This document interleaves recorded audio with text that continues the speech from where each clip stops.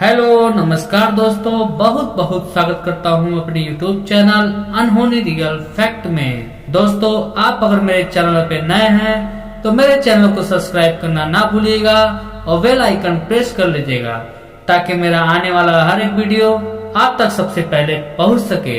तो आज मैं आप सभी को बताने वाला हूँ दुनिया कैसे बनी, पृथ्वी का इतिहास और जीवन की उत्पत्ति कैसे हुई। तो चलिए दोस्तों, मैं अपने वीडियो को स्टार्ट करता हूँ। पृथ्वी कैसे बनी। ब्रह्मांड व दुनिया इंसानों के लिए हमेशा से ही रहस्य का विषय रहा है। आज इतने वैज्ञानिक तरक्की के बावजूद भी हमारी धरती पर ऐसे कई रहस्य मौजूद हैं जिसका पता लगाना वैज्ञानिकों के लिए लगभग असंभव सा है। आम लोगों के भी मन पृथ्वी को लेकर अनेकों सवाल आते होंगे कि जैसे पृथ्वी की उत्पत्ति कैसे हुई, यह दुनिया कैसे बनी, पृथ्वी का जन्म कैसे हुआ, पृथ्वी का निर्माण कैसे हुआ, पृथ्वी की संरचना कैसे हुई। इस प्रकार के सवालों का जवाब जानने के लिए हर कोई उत्सुक रहता है। कुछ धार्मिक मान्यताओं के मुताबिक पृथ्वी का निर्माण भगवान या ईश्वर ने किया है। वहीं हिंदू, ईसाई व इस्लाम धर्म की मान्यताएं भी दुनिया के बनने को लेकर अलग अलग है। वहीं पृथ्वी के निर्माण को लेकर विज्ञान का मत अलग है। वैज्ञानिक मानते हैं कि धरती सूरज से निकला एक आग का गोला था और समय के साथ यह ठंडा हो गया, जिसके बाद धरती पर जीवन की उत्पत्ति हुई। आज हम इस वीडियो में आपके तमाम इस प्रकार की जिज्ञासाओं का समाधान करने का प्रयास करेंगे। हमने वीडियो भी आपके लिए उपलब्ध किया है जिससे आपको और भी आसानी हो, तो इस वीडियो को लास्ट तक देखना ना भूलिएगा। दुनिया कैसे बनी, पृथ्वी का इतिहास। तो चलिए जानते हैं। पृथ्वी की उत्पत्ति के बारे में वैज्ञानिक धारणा यह है कि तकरीबन 5 बिलियन वर्ष पूर्व कई गैसों के एक साथ मिलने से भयंकर धमाका हुआ। इस कारण बहुत ही बड़ा एक आग का गोला बना जिससे वर्तमान में हम सूर्य कहते हैं।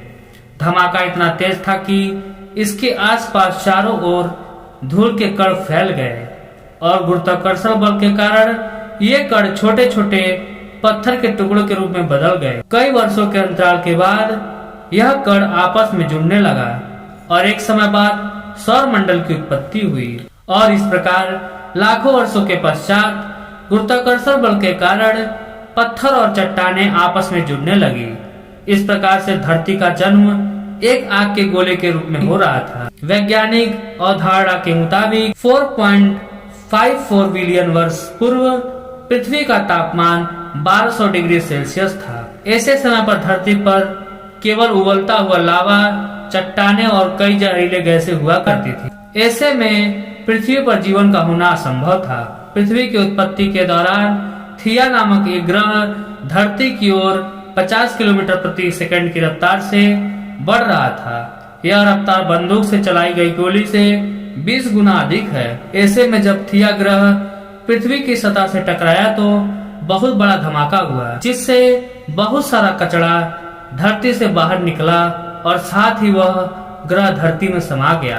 हजारों वर्षों के अंतराल के बाद धरती से निकला कचरा गुरुत्वाकर्षण के कारण एक गेंद का रूप बन गया, जिसे हम चांद कहते हैं। इस प्रकार से चांद की उत्पत्ति हुई। पृथ्वी की उत्पत्ति के बाद अंतरिक्ष में बची हुई बाकी चट्टानें पृथ्वी पर गिरने लगी। इस चट्टान में अजीब प्रकार के क्रिस्टल थे जिसे आज हम नमक के रूप में प्रयोग करते हैं। आपको यह जानकर हैरानी होगी कि यह समुद्र का पानी इन्हीं चट्टानों के अंदर मौजूद नमक से निकलता है। वैज्ञानिकों के अनुसार यह चट्टानें धरती पर करीब 20 मिलियन वर्ष तक धरती पर गिरती रही, जिस कारण समुद्र के रूप में धरती पर काफी पानी इकट्ठा हो गया। लगातार इतने पानी के इकट्ठा होने से पृथ्वी की सतह ठंडी होने लगी और चट्टानें अधिक सख्त। धरती का अंदरूनी भाग में लावा अब भी अपने उसी रूप में मौजूद था तथा ऊपर का तापमान 70 से 80 डिग्री सेल्सियस हो चुका था। वर्तमान में धरती पर मौजूद पानी लाखों वर्ष पहले का है।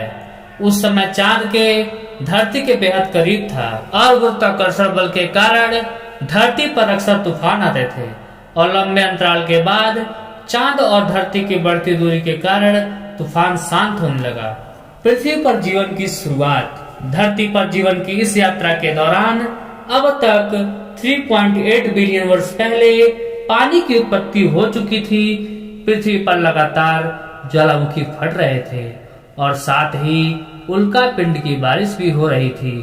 धरती पर पानी और नमक के साथ ही उल्का पिंडों द्वारा अन्य पदार्थ भी आ रहे थे, जिसमें कार्बन और एमिनो एसिड आदि यह पदार्थ हर जीव जंतु और पौधों में मौजूद हैं। उल्का पिंड के इतनी ऊंचाई से गिरने यह पानी की गहराई में चले जाते थे, जहां पर सूर्य की किरणों का पहुंच पाना असंभव था। बाद में यह उल्का पिंड ठंडे होकर पानी में जमने लगे थे। इसके बाद यह एक प्रकार से चिमनियों का आकार लेने लगे और ज्वालामुखी की दरारों में पानी आ जाने से चिमनियों से धुआं निकलने लगा, जो बाद में एक प्रकार के केमिकल सूप का रूप ले लिया। इस वजह से धरती पर माइक्रोस्कोपिक जीवन की शुरुआत हुई और पृथ्वी पर सिंगल सेल बैक्टीरिया की उत्पत्ति हुई। पृथ्वी पर ऑक्सीजन की उत्पत्ति। धरती की उत्पत्ति के दौरान जब समुद्र की निचली सतहों पर पौधे और पत्ते उग रहे थे और इन पर जीवित बैक्टीरिया पैदा हो रहे थे, वैज्ञानिक भाषा में इन्हें स्टोमेटोलाइट कहा जाता है। ये अपना भोजन सूर्य की किरणों से बनाते हैं और इस प्रक्रिया को वैज्ञानिक प्रकाश संश्लेषण कहते हैं। प्रकाश संश्लेषण प्रक्रिया में सूर्य की किरणें कार्बन डाइऑक्साइड और पानी को ग्लूकोज के रूप में परिवर्तित कर देती है। इसके साथ यह प्रक्रिया में सह उत्पाद के रूप में ऑक्सीजन गैस होती है, जो मनुष्यों के लिए प्राणवायु है। समय की लंबी प्रक्रिया के बाद समुद्रों में ऑक्सीजन गैस भर गई और इसके कारण पानी में मौजूद लोहे को जंग लगने लगी और इसी वजह से लोहे का अस्तित्व सामने आया। एक लंबे अंतराल के बाद ऑक्सीजन गैस समुद्र की सतहों पर आने लगी, जिससे कि जीवन संभव हुआ। वैज्ञानिकों के अनुसार 2 बिलियन वर्षों पर पृथ्वी पर ऑक्सीजन का स्तर बढ़ता रहा और साथ ही पृथ्वी के घूमने की समय सीमा भी कम होती गई। वर्तमान की तुलना में 1.5 बिलियन वर्ष पहले एक दिन 16 घंटे का होता था। धीरे धीरे समय के साथ समुद्र के नीचे की जमीन सतह बड़ी बड़ी प्लेटों में तब्दील हो गई और उसके नीचे के लावे ने ऊपर की सतह को गतिमान कर दिया। ऐसे में पृथ्वी की सभी प्लेटें आपस में जुड़कर एक विशालकाय द्वीप बन गया। इस प्रकार से धरती का पहला सुपर कॉन्टिनेंट रेंडिनिया लगभग 400 मिलियन वर्ष पहले तैयार हुआ और अब धरती का तापमान घटकर 30 डिग्री सेल्सियस हो चुका था और साथ में दिन 18 घंटे के हो चुके थे। उस समय में धरती के हालात वर्तमान में मंगल ग्रह की तरह थे। करीब 750 मिलियन वर्ष पहले ताप, जो कि धरती के नीचे पिघले लावे से पैदा हुई थी, वह बाहर मिली, जिसने पृथ्वी को 2 टुकड़ों में बांट दिया। इससे 2 टुकड़ों में बढ़ जाने से सतह कमजोर हो गई थी और यह 2 भाग में बट गई, जिससे साइबेरिया और गोंडवाना नामक 2 द्वीप बने। पृथ्वी के बर्फ के गोले में तब्दील होना। इतने वर्षों के पश्चात भी धरती पर ज्वालामुखी फटने और जहरीलों गैसों के निकलने का सिलसिला अब भी जारी था। जहरीलों गैसों में कार्बन डाइऑक्साइड ने सूर्य से निकली किरणों को सोखना शुरू कर दिया और इस वजह से पृथ्वी का तापमान बढ़ने लगा। बढ़ते तापमान के कारण समुद्र में गर्मी पैदा होने लगा और समुद्र का पानी भाप बनकर बादलों का रूप लेने लगा। साथ ही कार्बन डाइऑक्साइड गैस के साथ मिलकर अम्ल वर्षा यानी एसिड रेन होने लगी। कार्बन डाइऑक्साइड के साथ बरसात के होने से इस गैस को चट्टानों और पत्थरों ने सोख लिया और कुछ हजार वर्षों के बाद धरती का तापमान घटकर -50 डिग्री हो गया। पृथ्वी पर जल कैसे आया? ज्वालामुखी फटने का सिलसिला अब भी जारी था, लेकिन बर्फ की अधिकता के कारण ज्वालामुखी से निकलने वाली गर्मी से बर्फ पिघल नहीं रहा था और इसके अलावा और कोई स्रोत नहीं था जो जहरीले गैस कार्बन डाइऑक्साइड को सोख सके। सभी चट्टानें तथा पत्थर बर्फ के नीचे दबे थे। कुछ समय पश्चात कार्बन डाइऑक्साइड गैस की ताकत ने सूर्य की गर्मी को सोखना शुरू किया, जिससे बर्फ पिघलने लगी। इसके बाद दिन 22 घंटे के हो गए। धरती पर जीवन की शुरुआत। लगातार रही बर्फ के कारण सूर्य से पराबैंगनी हानिकारक किरणें सीधी पृथ्वी पर पड़ रही थी, जिसकी वजह से केमिकल रिएक्शन होना शुरू हुआ और पानी से हाइड्रोजन पेरोक्साइड बनी और इसके टूटने के बाद प्राणवायु ऑक्सीजन बनने लगी। जब ऑक्सीजन गैस 50 किलोमीटर धरती के ऊपर गई तो फिर वहां केमिकल रिएक्शन होना शुरू हुआ, जहां पर ओजोन नामक की एक परत बनी, जिसने सूर्य से पराबैंगनी किरणों को सीधे धरती पर आने से रोकने का कार्य किया, जिसने जीवन की शुरुआत को एक आधार दिया।